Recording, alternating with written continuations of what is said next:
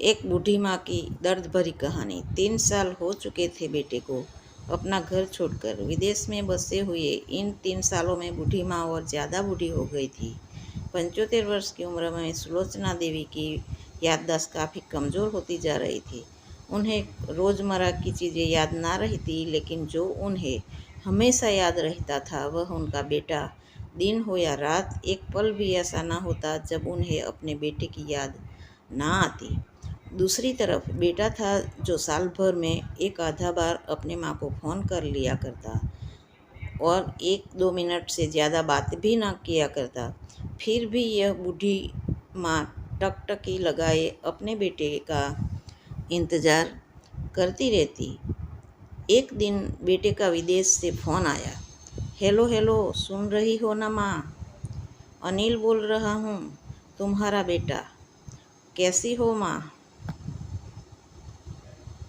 मैं ठीक हूँ बेटा, तुम, बहू और मेरा पोता कैसा है? माँ ने पूछा।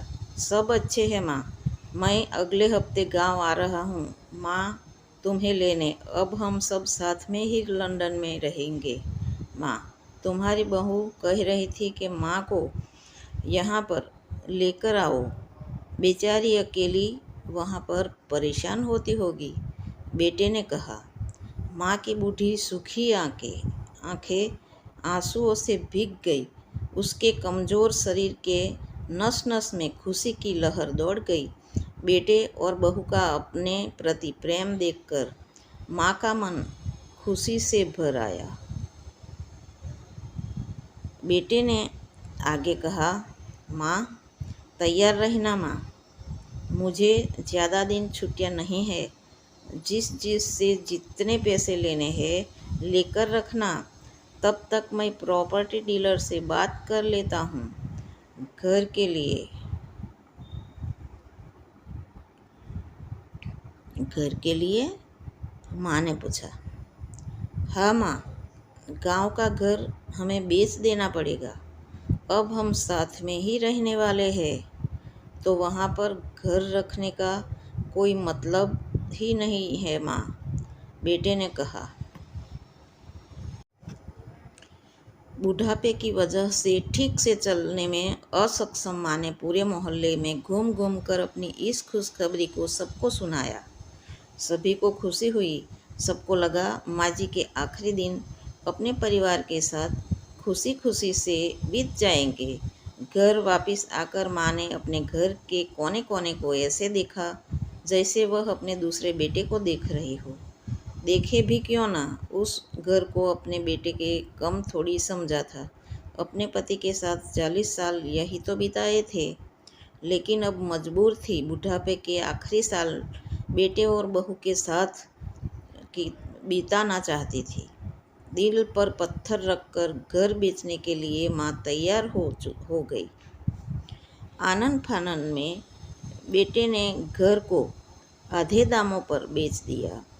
माँ ने ज़्यादा नहीं, लेकिन जिन चीज़ों से दिल लगा था उन चीज़ों को समेटा और बेटे के साथ टैक्सी में बैठकर एयरपोर्ट के लिए चली गई।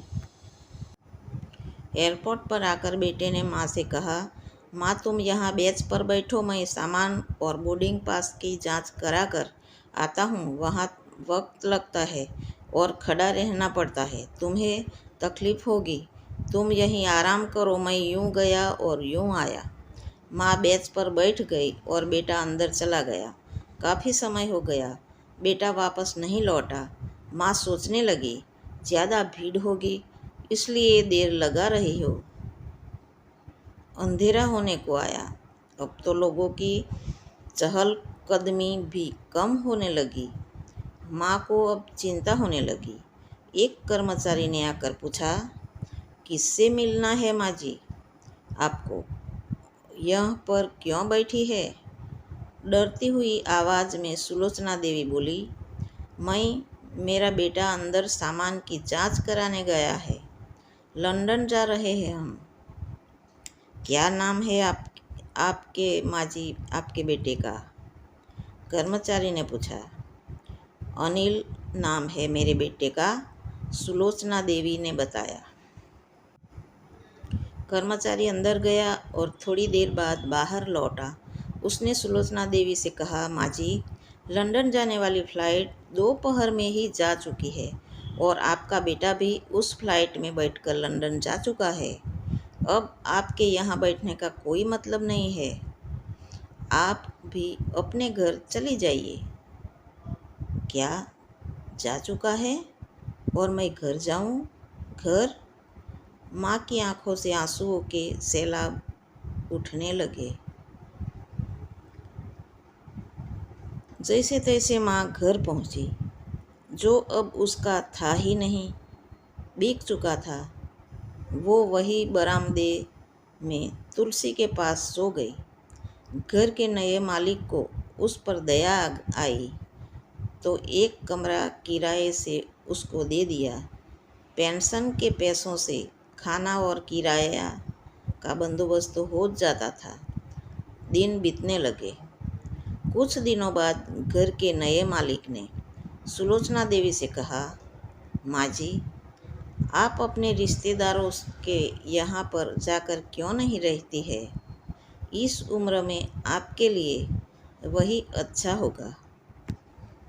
अच्छा तो होगा, लेकिन अगर मेरा बेटा वापस आया तो उसका ख्याल कौन रखेगा? मेरा बेटा बहुत भोला है। उसे अपना ख्याल रखना बिल्कुल नहीं आता। मैं कहीं नहीं जाऊंगी। क्या पता कब उसे मेरी ज़रूरत पड़ जाए। माँ ने कहा। दोस्तों, सच बता रहा हूँ, माँ की ऐसी बातें सुनकर मेरी आंखों में आंसू आ गए। किसी ने सच ही कहा है, पुत कपूत हो सकता है, लेकिन माता कभी कुमाता नहीं होती।